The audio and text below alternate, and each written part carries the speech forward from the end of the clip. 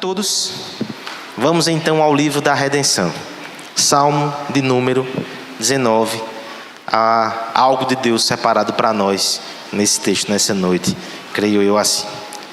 Acompanhe a leitura com atenção, com fé, com esperança, para que Deus fale conosco nessa noite.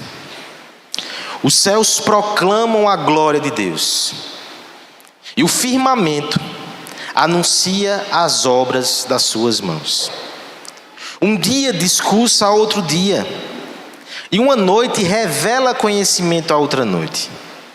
Não há linguagem, nem há palavras, e deles não se ouve som nenhum. No entanto, por toda a terra se faz ouvir a sua voz, e as suas palavras até os confins do mundo. Aí pôs uma tenda para o sol, o qual, como noivo que sai dos seus aposentos, se regozija como herói a percorrer o seu caminho. Principia na extremidade dos céus e vai até a outra o seu percurso, e nada refoge ao seu calor. A lei do Senhor é perfeita e restaura a alma. O testemunho do Senhor é fiel e dá sabedoria aos simples. Os preceitos do Senhor são retos e alegram o coração. O mandamento do Senhor é puro e ilumina os olhos. O temor do Senhor é límpido e permanece para sempre. Os juízos do Senhor são verdadeiros e todos igualmente justos. São mais desejáveis do que o ouro, mais do que muito ouro depurado, e são mais doces do que o mel e o destilado dos favos. Além disso, por eles se admoesta o teu servo, em os guardar a grande recompensa. Quem há que possa discernir as próprias faltas? Absolve-me das que me são ocultas. Também da soberba guarda o teu servo, que ela não me domine. Então serei irrepreensível e ficarei livre de grande transgressão. As palavras dos meus lábios e o meditar do meu coração sejam agradáveis na tua presença, Senhor, rocha minha e redentor meu. Vamos orar ao Senhor nesse momento. Vamos pedir que essa palavra tão magnífica e poderosa produza esses efeitos em nós hoje. Nos renove, nos restaure, nos ilumine, nos corrija, nos guie, nos santifique para a glória dele. Ore comigo, ore por mim, ore por você nesse instante. Pai bendito, nós te bendizemos pela tua palavra que foi lida, Senhor. De fato, nós nos unimos ao salmista. Nós reconhecemos como ela é maravilhosa. Mas nós também suplicamos por graça e auxílio, Senhor. Porque sabemos que em nós mesmos nós não temos a condição de perceber a realidade espiritual, a glória que emana do teu texto. Nós queremos, Senhor, que os nossos olhos sejam purificados, que os nossos ouvidos sejam abertos e que o nosso coração seja arado como terra fértil para receber a tua palavra, para ouvir a tua voz, para responder segundo a tua vontade. Nos dá essa graça nessa noite, Pai. É isso que nós te pedimos em nome de Jesus. Amém. Deus não está em silêncio. Esse é o título de um livro muito importante de um pastor batista americano chamado Albert Mohler Jr.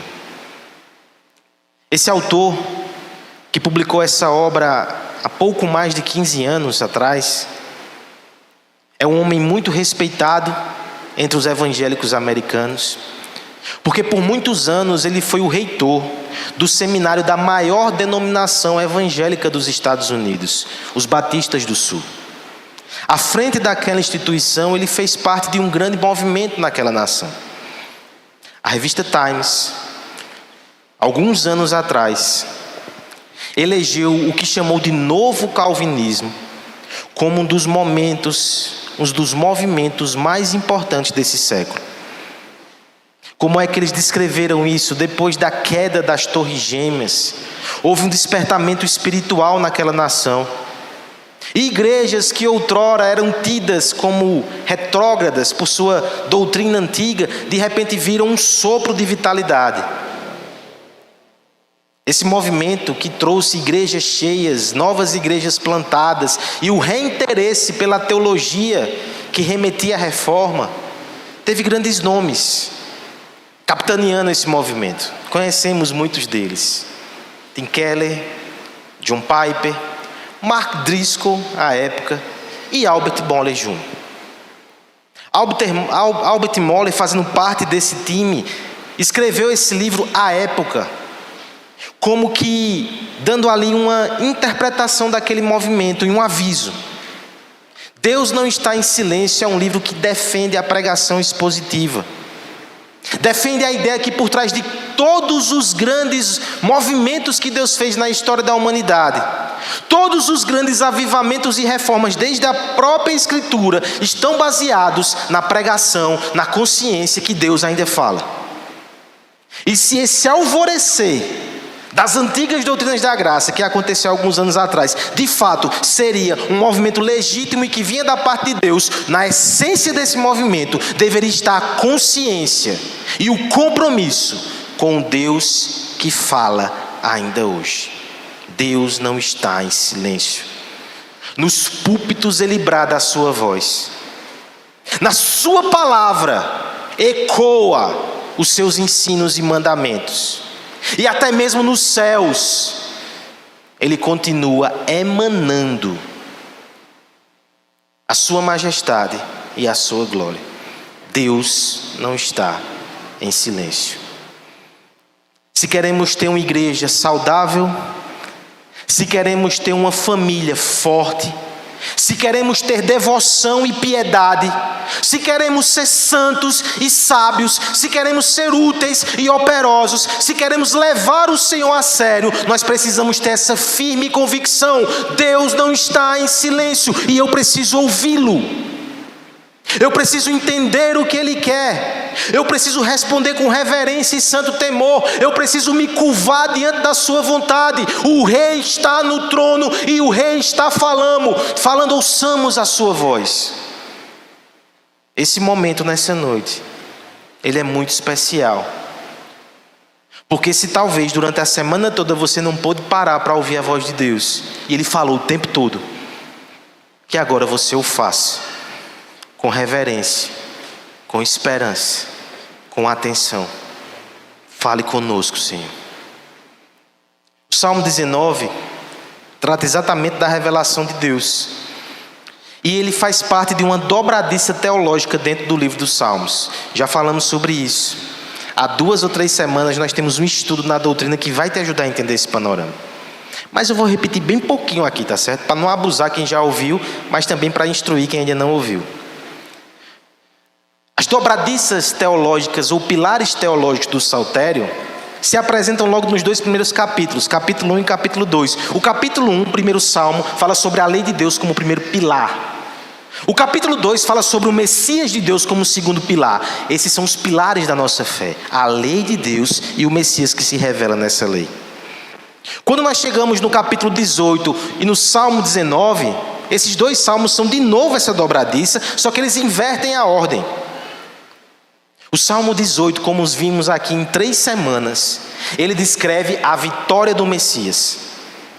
Se os salmos de 3 a 17 tratam da angústia, do conflito e do confronto que Davi passou, enquanto ele ainda não assentava-se no trono como ungido de Deus, e aquilo é representativo para o conflito e a angústia que segue todo o povo de Deus na sua trajetória, no Salmo 18 nós temos o anúncio que finalmente o Rei triunfou e ocupou o seu lugar. O primeiro pilar foi posto. Agora vem o segundo. É muito interessante, irmãos, que dos capítulos 3 a 17 do Saltério, nós só temos uma menção à lei de Deus. No capítulo 19, nós temos 6 substantivos que se referem à lei de Deus. Esse é o assunto principal do Salmo 19. E do Salmo 20 até o Salmo 41, que termina essa primeira coletânea de poesias e canções, dos 6 termos que são usados no capítulo 19, 5 aparecem várias vezes. Eu quero que você perceba o que essa estrutura significa. É depois que o rei é colocado no trono, é depois que Jesus ocupa o seu lugar na minha vida, na sua vida e na sua igreja, que a lei finalmente tem a proeminência que lhe é devida. Não é à toa essa formatação, não. O Salmo 1 e 2 nos traz o primeiro movimento. Quando eu busco a lei, eu acho o Messias. Mas por outro ângulo, é quando eu acho o Messias, quando eu encontro o Salvador, quando eu percebo quem eu sou, quando eu percebo quem Ele é, que eu me volto para a lei de Deus, com outros olhos, com outro interesse, com renovado desejo de aprender e de seguir os seus preceitos. É por isso que esse texto é tão importante.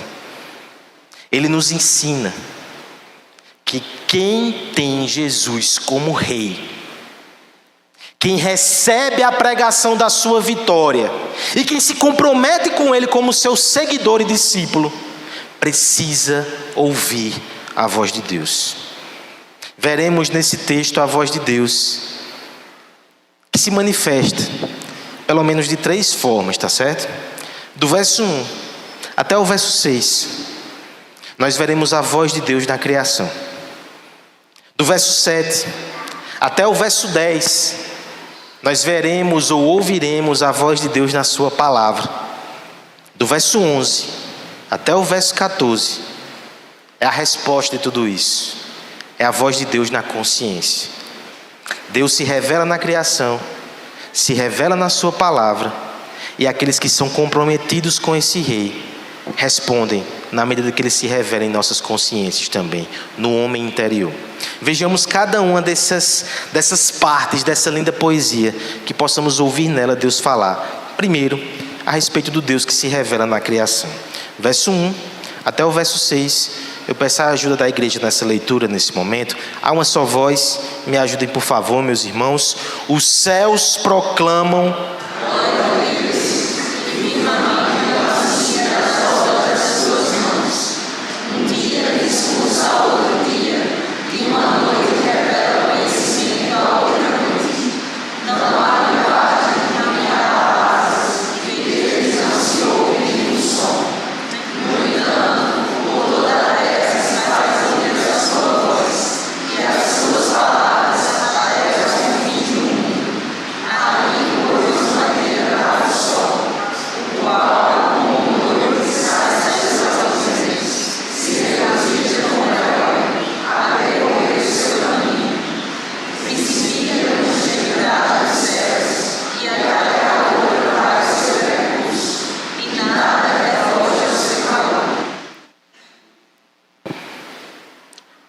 O poeta Fernando Pessoa,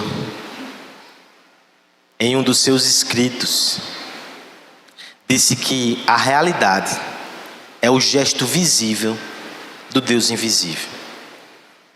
E aqui, em tons poéticos, ele parece ecoar uma verdade que se assemelha ao que Davi já nos disse.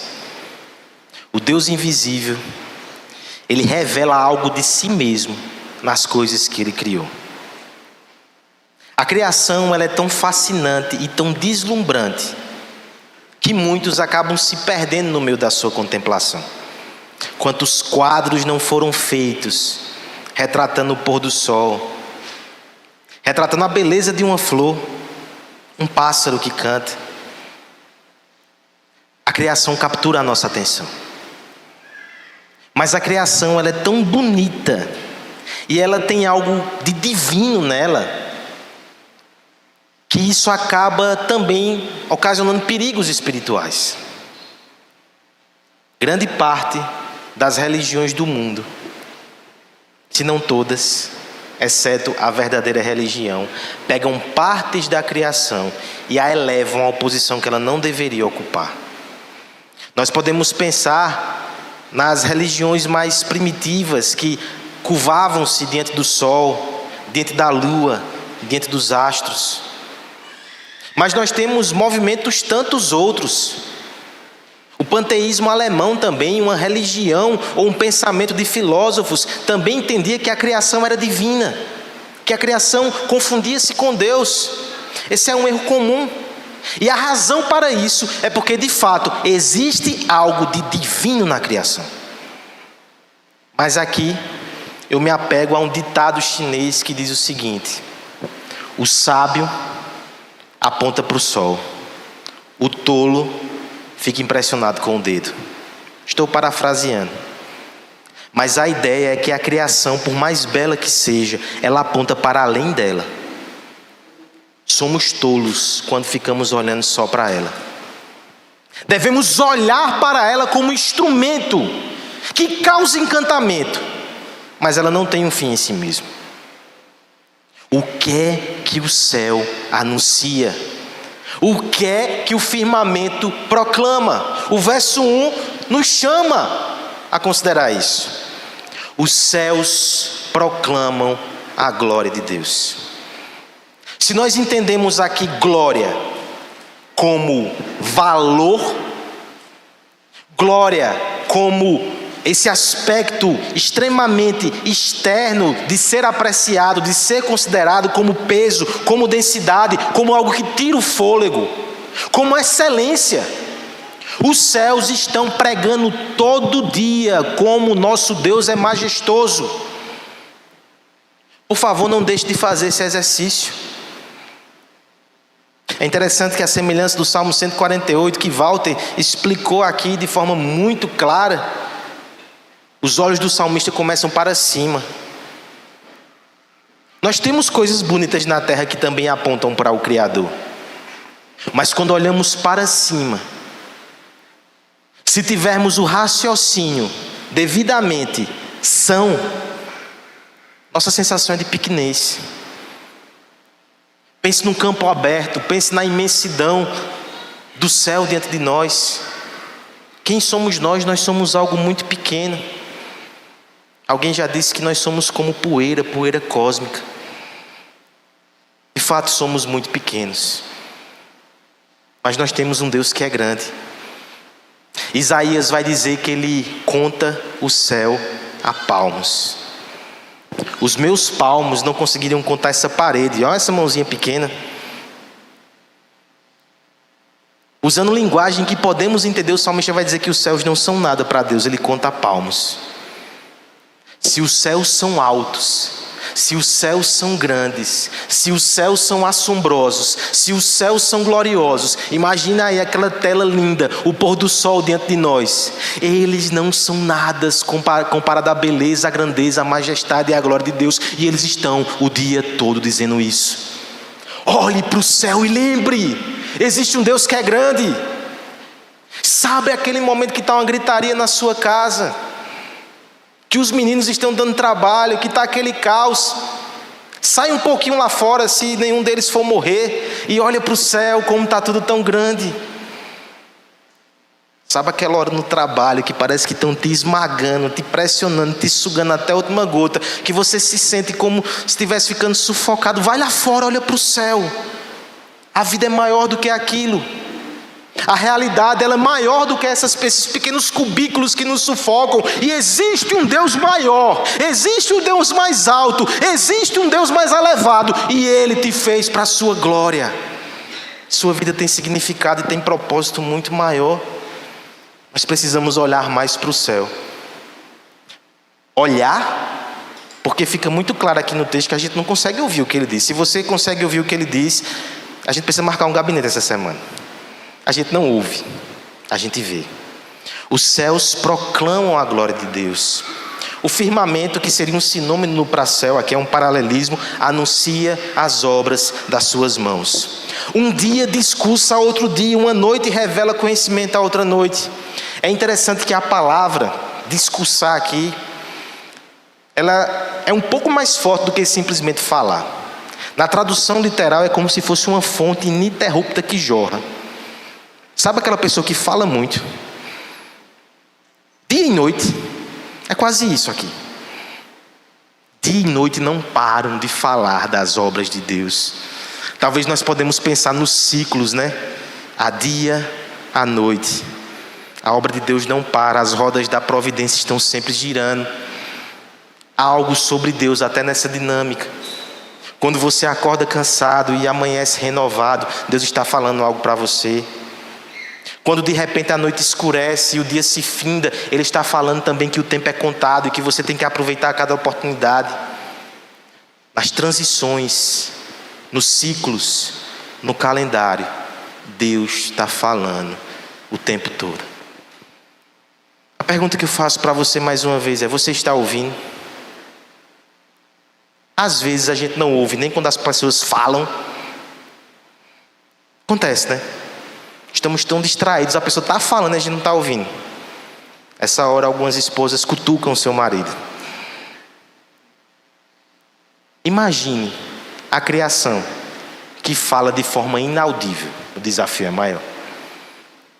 Eu sempre vou me lembrar, com essas verdades aqui, daquela situação em que nós recebemos alguns anos atrás o pastor e poeta Gladys Cabral lá na Quarta Igreja para um evento, né? Aniversário da UMP na época. Olha só, trouxemos ele. E eu me lembro que eu levando ele para cima e para baixo naquela correria de sempre, né? Teve um ensaio de tarde, o pessoal ensaiou com ele. Quando a gente saía da igreja, lá nas Malvinas tinha um descampado assim. Aí de repente ele parou e respirou fundo e eu, já estressado, né? Bora pastor, bora pastor, bora pastor. Espera aí, Rodrigo. Olha esse pôr do sol, como está magnífico aqui, né? Eu imagino que vocês terminam os ensaios e sempre ficam olhando para esse... Imaginou errado. Errou! Mas ele estava certo. Deus está falando o tempo todinho. A gente aqui não para ouvir. Não há linguagem, nem há palavras, e deles não se ouve som algum. Não vai ser de forma audível. Meu querido irmão, minha querida irmã, talvez esse verso 3 ele precise falar ao seu coração nessa noite, porque você continua insistindo em querer ouvir Deus de forma audível. Ele não vai ceder aos seus caprichos.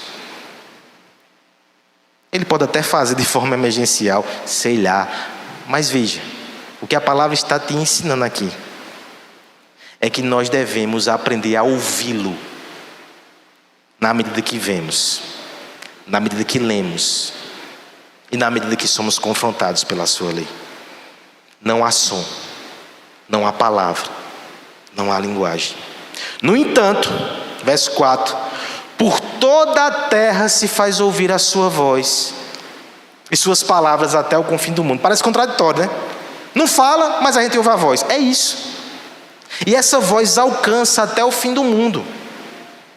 Por isso que chamamos de revelação geral, como o Walter também lembrou. Essa revelação é acessível a todos. Todos. Por isso, inclusive, que o sol e o céu são usados. Porque se o exemplo fosse o açude de Bodocongó, limitaria o argumento, né? Pela geografia. Mas é o céu. Onde você estiver, você consegue ver o céu. Todos devem ouvir. A partir do finalzinho do verso 4 e verso 5, entra aqui um personagem como se fosse um grande protagonista dessa revelação. E faz sentido, né? O sol entra em cena. De todas as manifestações do poder criativo de Deus e da glória que se revela na natureza, talvez nenhuma bata o sol. É tão forte a sua imagem e o seu resplendor que a gente não consegue nem ver. Olhamos um pouco e a vista já fica encandeada. O sol é uma excelente representação de como Deus é reluzente em sua manifestação gloriosa e como nós somos incapazes de contemplar isso com os olhos. O sol aparece aqui saindo de uma tenda. Que imagem é essa? É interessante que a imagem aqui é que há uma tenda na extremidade do horizonte. O sol sai de lá e ele vai até a outra extremidade. É como se fosse a forma humana de analisar esse fenômeno do sol que nasce e se põe. Ele nasce num lugar, ele vai para o outro e ele sai de uma extremidade à outra. Ele faz esse percurso diário. Ele exibe diariamente a sua beleza, as suas insígnias e a sua glória. A descrição aqui, ela realmente mostra que há tanta beleza envolvida nesse processo que muitos são cegados, são cegos e acabam adorando o sol como se fosse Deus. Mas perceba, o salmista reconhece toda a beleza e todo o resplendor, mas o coloca em submissão à vontade de Deus. Ao mesmo tempo que o sol sai como um noivo que vai buscar a sua noiva, e a figura aqui é o casamento oriental, onde é o noivo que vai até a casa da noiva para buscá-lo e sai dos seus aposentos todo arrumado.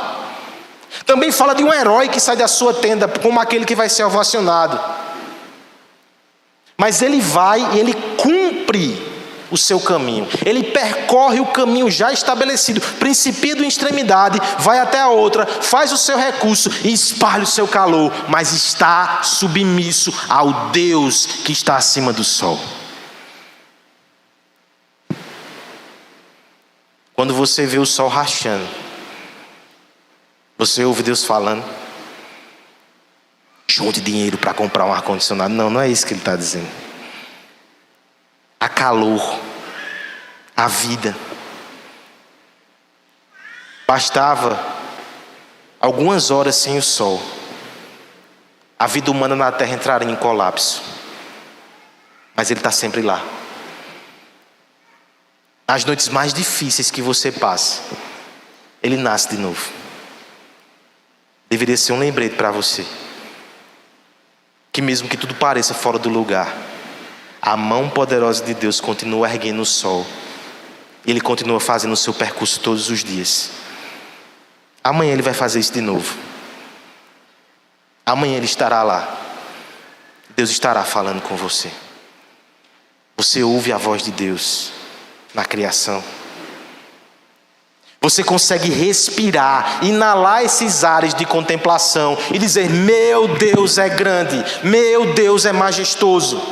Nós deveríamos ter olhos de adoração e de encantamento o dia todo. Deveríamos ser mais felizes, entusiasmados e gratos. Deveríamos cuidar melhor desse mundo que Ele nos deu. É uma manifestação do seu ser. Deveríamos ser encantados com as suas obras. Deveríamos ser obcecados por ouvir a sua voz o tempo todo. Uma provocação. Se a criação, sem falar, ela glorifica a Deus, e nós que falamos, o que fazemos com os nossos lábios? Deus te deu o dom da fala. Como é que você usa isso? Em certo sentido, irmão, olha que desafiador. Você pode falar mais do que o sol. Você pode anunciar coisas que o sol não anuncia. O sol pode falar de calor, de grandeza e de luz. Você pode falar do Deus que, sendo grande, se fez pequeno, é luz e é sol da justiça para nós. Você pode falar de coisas que o sol não fala. Você tem falado. Deus tem falado. Ouçamos a sua voz. É interessante que nesse texto, alguns intérpretes da igreja antiga viram também aqui como se fosse descrito o pavimento inferior dos céus. Toda essa dinâmica que foi desenhada, ela também espelha o pavimento superior, o céu dos céus, ou o terceiro céu, como a Bíblia fala, que Paulo foi levado até ela. Nesse sentido, a glória que é proclamada e glorificada de forma muito mais sublime acontece no céu dos céus.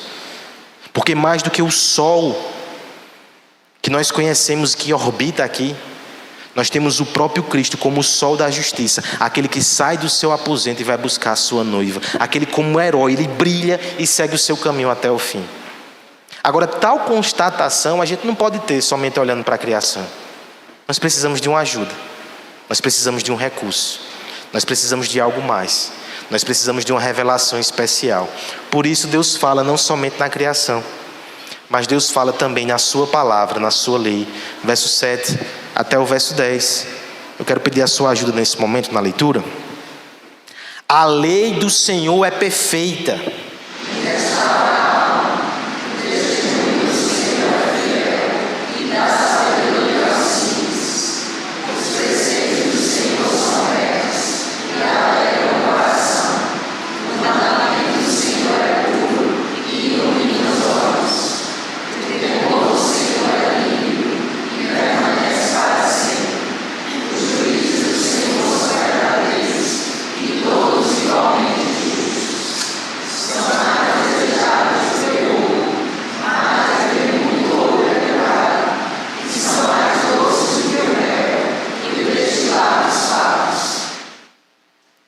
Nós temos aqui uma mudança muito abrupta,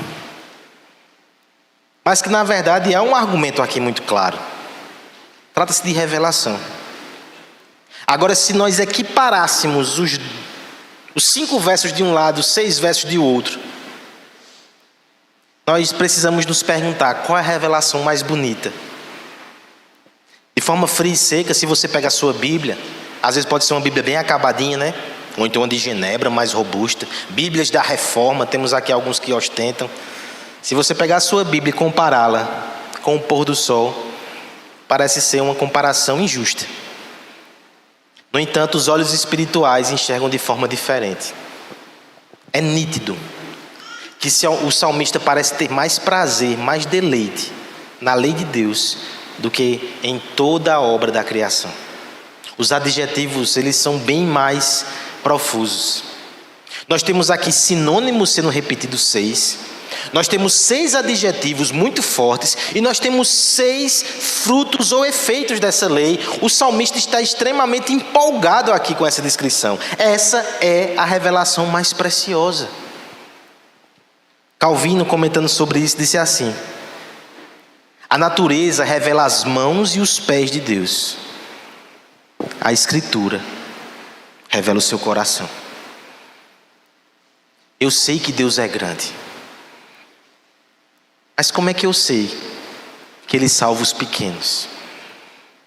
É a Escritura que me diz.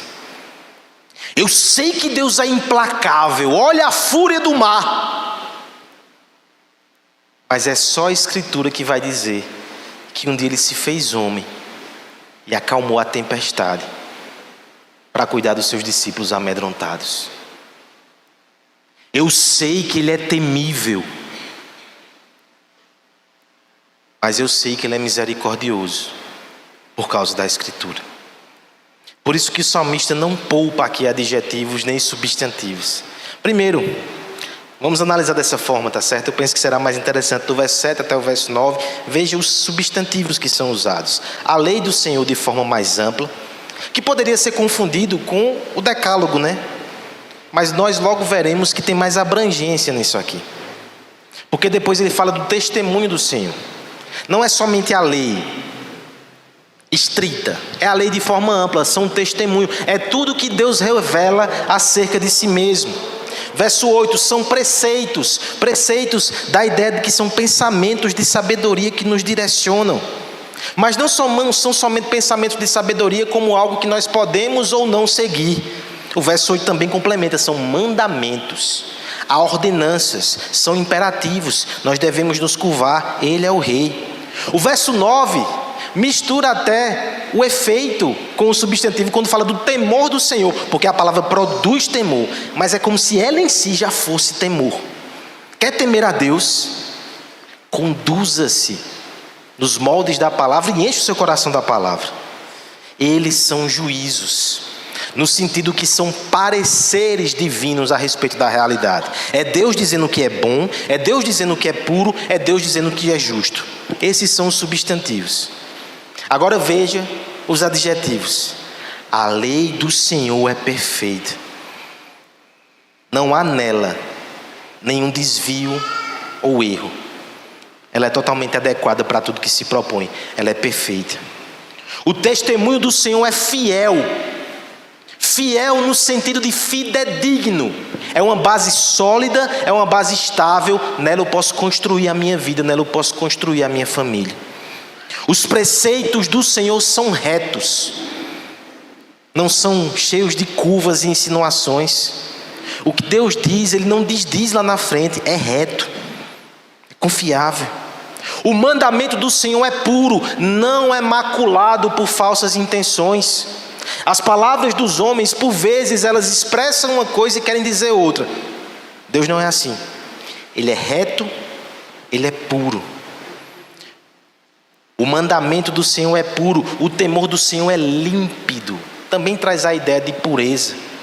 É aquela água que ela é cristalina, que ela é transparente. Esse é o temor do Senhor. Os juízos do Senhor são verdadeiros e todos igualmente justos. Já dá para perceber o que o salmista está desenhando aqui. A palavra do Senhor, palavra de sabedoria, o mandamento do Senhor, o temor que ele produz é puro, é reto, é verdadeiro, é justo, é fiel, é fidedigno, é confiável. Como se não bastasse tais qualidades que são tão necessárias para nós, as pessoas aí fora clamam por isso. No mundo de mentiras, de insinuações, no mundo de opiniões variáveis e vacilantes, as pessoas não têm base firme para construir a sua vida. A palavra de Deus é isso. Agora veja também o que a palavra de Deus faz. Ela restaura a alma. Restaurar a alma aqui nos traz a ideia de redenção. Aquele que está desviado, aquele que está perdido, aquele que está desaprumado, aquele que está quebrado, a palavra de Deus, a lei do Senhor, ela é perfeita e perfeitamente adequada para restaurar a sua alma. Ela faz isso. O testemunho do Senhor é fiel e dá sabedoria aos simples. Os simples podem ser sábios. Você não precisa desvendar os mistérios do saber humano, afundar-se nas bibliotecas do mundo, mergulhar em todos os recursos e opiniões para de que alguma forma você ser sábio. Na palavra você vai encontrar sabedoria se você tiver o coração simples. Os preceitos do Senhor são retos e alegram o coração. Veja só, veja o que a palavra faz. Primeiro, ela restaura a minha alma, isso tem a ver com salvação. Depois ela me dá sabedoria, ela abre os meus olhos para que eu possa entender o mundo de forma adequada. E depois disso ela ainda produz alegria na minha alma. É interessante que esse é um dos sinais que você tem ouvido a voz de Deus. Se você tem tido alegria com a palavra, prazer com a lei, ela alegra o coração, ela ilumina os olhos. Iluminar os olhos, talvez a primeira interpretação que nós temos aqui é que estamos na escuridão, somos ignorantes, não vejo nada e de repente vem luz e eu vejo. Mas o iluminar os olhos aqui é uma expressão idiomática. Por exemplo, há um momento que Jonatas o exército de Saul está com fome. Saul fez um voto precipitado, a gente até comentou isso algumas semanas atrás. Ele acha favos de mel e os olhos são iluminados, é vigor, é ânimo. Ou seja, a palavra que te salva e que te dá sabedoria e que alegra o teu coração, também é a palavra que traz ânimo. Você já passou por essa experiência? Está extremamente cansado, desanimado, desalentado. E de repente um versículo que você lê, um salmo, uma pregação, e parece que você se ergue com todo o vigor. A palavra de Deus ilumina os olhos. O temor do Senhor é límpido, permanece para sempre, é a palavra imutável.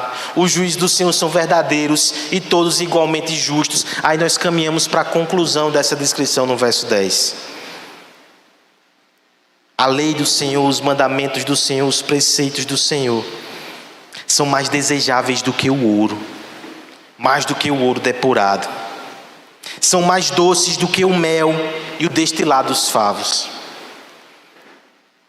Os homens ambicionam riqueza. Muitos se movem por isso. Que você entenda que há na palavra uma riqueza que ouro nenhum desse mundo compra. Está acessível a você. Os homens e mulheres mais ricos desta terra não são aqueles que têm mais patrimônio segundo os princípios e padrões desse mundo. Pode ser a casa mais simples dessa igreja, mas se você for lá de tardezinha e de repente a pessoa estiver com a Bíblia aberta, tomando um cafezinho, tem tanta riqueza ali. A pessoa mais rica dessa igreja é aquela que você pode chegar no dia da sua aflição. Um irmão bem simples daqui, ele vai dar uma palavra a você da parte de Deus, e você vai sair renovado. Dinheiro no mundo poderia comprar esse benefício, essa graça, mas aquele que tem a palavra tem riqueza. Ela é mais desejável do que o ouro depurado e mais doce do que o mel e o destilado dos favos. Aqui nós temos tanto a ideia de alimento, a palavra é alimento, por isso que ela revigora, Mas acima de tudo, a ideia do mel, o açúcar, dá prazer. O destilar dos favos é uma linguagem que ela é muito prazerosa para o povo do Oriente. O mel vindo da abelha naquele contexto era raríssimo. Muitas vezes quando a Bíblia fala de mel, inclusive a terra que emana leite e mel, não é o mel que vem da abelha, é outro processo. Esse aqui que fala exclusivamente dos favos, é para mim dizer e para te dizer que há delícias que nós só encontramos na palavra de Deus.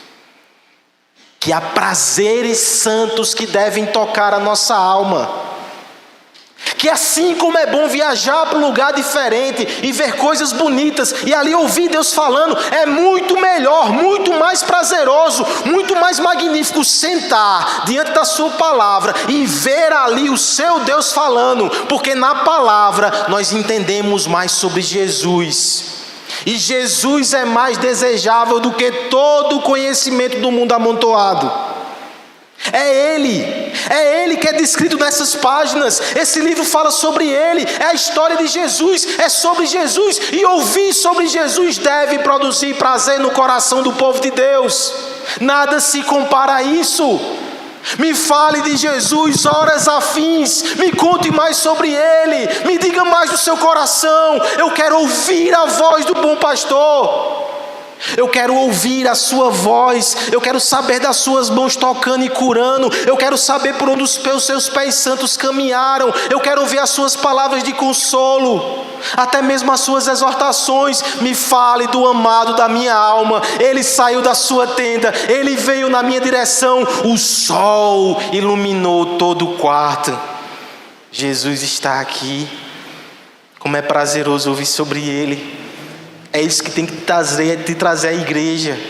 É ouvir a palavra, é ouvir sobre Cristo. Deus está falando. Ele fala na palavra. Ele fala no Evangelho. Ele fala no seu Filho. Como responderemos a isso?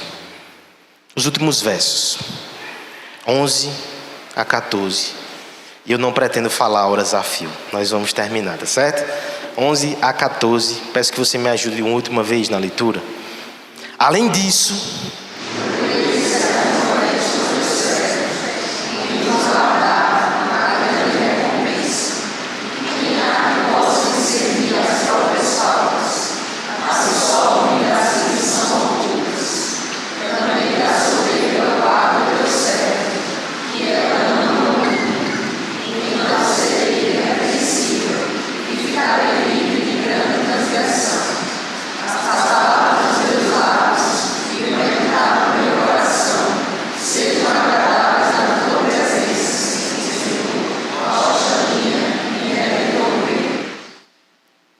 no livro Dialética da Razão Prática, o filósofo Immanuel Kant, ele tem a seguinte citação, que parece muito com esse texto: duas coisas enchem a mente com admiração e reverência sempre novas e que sempre aumentam: os céus estrelados lá em cima e a lei moral no íntimo do homem.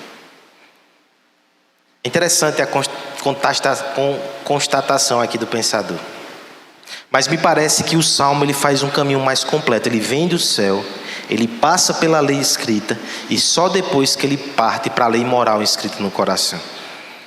Deus fala também no nosso coração. Ele fala a partir dessa revelação que nós temos também dentro de nós, que responde à palavra de Deus. Podemos chamá-la de consciência. É a voz interior. Perceba que Davi termina falando isso, porque nada adianta olhar para fora, olhar para a lei, se não olhar para dentro. A palavra de Deus, ela não produz somente esses efeitos deleitáveis, ele também produz confronto na nossa alma. Verso 11: além disso, por eles, pelos mandamentos, se admoesta o teu servo, em nos guardar a grande recompensa. Essa palavra, ela vem e me desafia, me admoesta, me corrige. Eu sei que é um custo, eu sei que é um incômodo, mas eu sei que é a grande recompensa se eu abrigar isso no meu coração. Veja então que Davi começa o seu processo de reflexão interior. E esse processo é tão profundo que ele assume camadas incompreensíveis do coração. Verso 12. Quem há que possa discernir as próprias faltas? Eu não entendo com perfeição, Senhor, o funcionamento do teu céu. Eu não entendo como deveria a majestade da tua lei. Eu não entendo nem a dinâmica do meu próprio coração. Quem é que pode discernir o seu coração? Absolve-me das que me são ocultas. Davi está dizendo aqui que há pecados que ele sequer percebe, mas que não deixam de ser pecados. A lei de Levítico estabelecia sacrifício para pecados ocultos e não compreensíveis ou não discerníveis. Até nas nossas boas obras, nas nossas melhores práticas, tem motivações que acabam enlameando o que fazemos. Pecados que cometemos e nem percebemos. Veja o senso de quebrantamento profundo de Davi.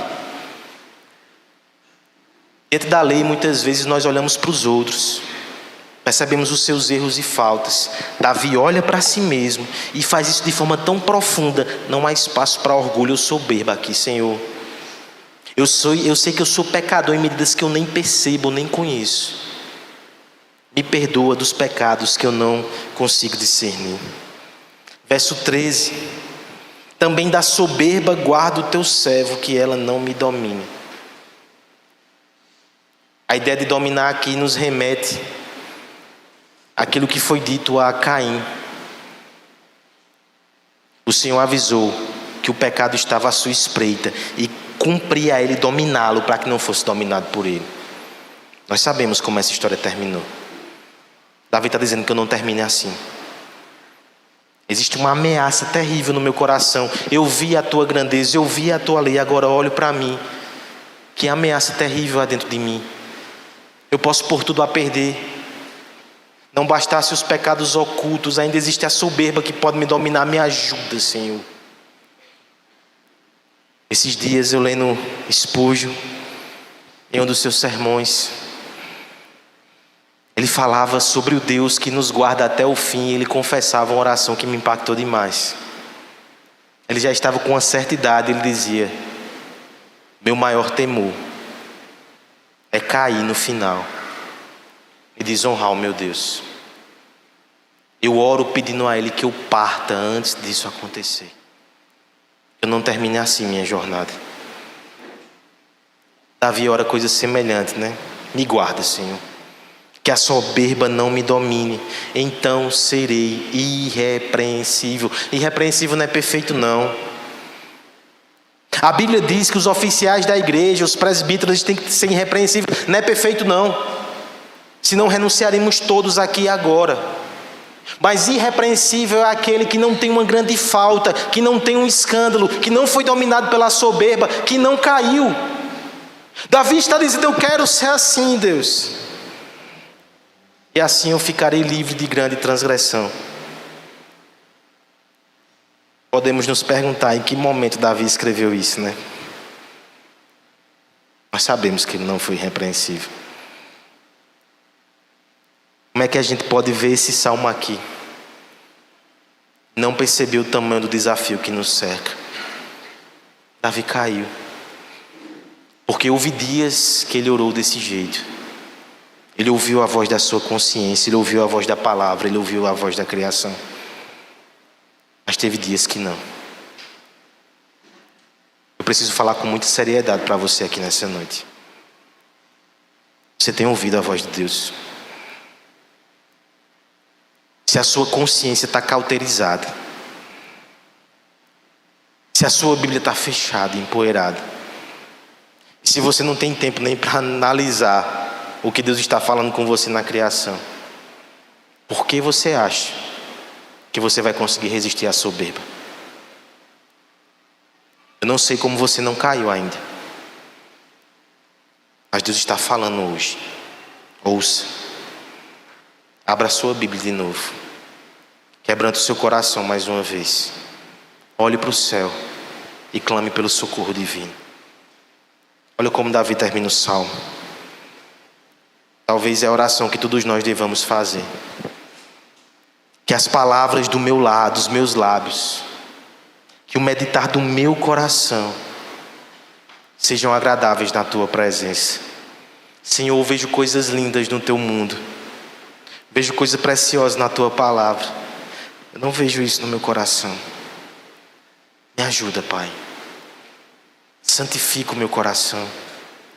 Que as palavras reflitam um coração que tem coisas bonitas, porque o Senhor está trabalhando lá. Que as minhas palavras sejam agradáveis, que o Senhor olhe e se alegre, assim como eu me alegro com as obras da criação, assim como eu estimo a tua palavra, que o Senhor olhe para o meu coração e que apesar do meu pecado o Senhor veja coisas bonitas lá. Veja que a confiança de Davi não está na sua perfeição mais uma vez. Olha o que ele termina dizendo. Olha quem endereça a sua petição. Primeiro, Senhor, Yahvé, Deus da aliança. Deus que tem um pacto comigo, faz essa obra em mim. Rocha minha. Esse é um termo que aparece no Salmo 18 e que vai estar presente em muitos salmos até o final do 41. É Deus como segurança. E por fim, Redentor meu, Goel. Redentor é o termo usado no Antigo Testamento para o parente que resgata o outro de grande necessidade. Senhor, eu sei da minha necessidade, mas eu sei da tua grandeza, porque a Escritura me disse: me ajuda, me resgata, me purifica. Deus está falando, Ele não está em silêncio. Mas o que nós temos dito a Deus?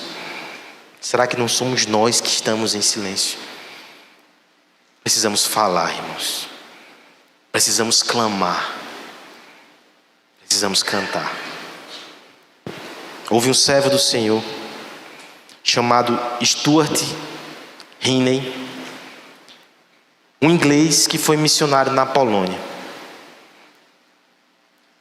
No meio daquele povo, ele ficou ouvindo as canções que eles tinham, e uma melodia ficou gravada na sua mente. Enquanto ele viajava por aquele país anunciando o evangelho, ele se impressionou com as cordilheiras de Cárpatos. Cordilheiras que atravessam praticamente todos os países ali do leste da Europa. Enquanto evangelizava naquelas regiões, com a melodia que ecoava na sua mente, ele pegou aquela melodia, ele fez uma letra em cima dela, que falava sobre a grandeza de Deus, que ele maravilhado via as obras da sua mão, o céu azul, estrelas pontilhando. Você conhece essa canção? Mas ao mesmo tempo, falando da criação de Deus, na medida que ele ia evangelizando e pregando a palavra, ele também falava da lei de Deus. Por isso que na terceira estrofe dessa canção do nosso cenário, ele fala sobre a cruz maldita e sobre a esperança de salvação que é em Cristo Jesus. Por fim, ele termina o seu cântico tão conhecido, imaginando um dia que serão abertas as portas da mansão. Nada na criação se comparará a isso. A palavra nos aponta para esse caminho, mas só vai cruzar essas portas quem ouve Deus na criação, na lei e também no seu coração. Quem sabe que Deus não está em silêncio e por isso responde à voz do seu Senhor. Deus fala. Responda. Responda em oração.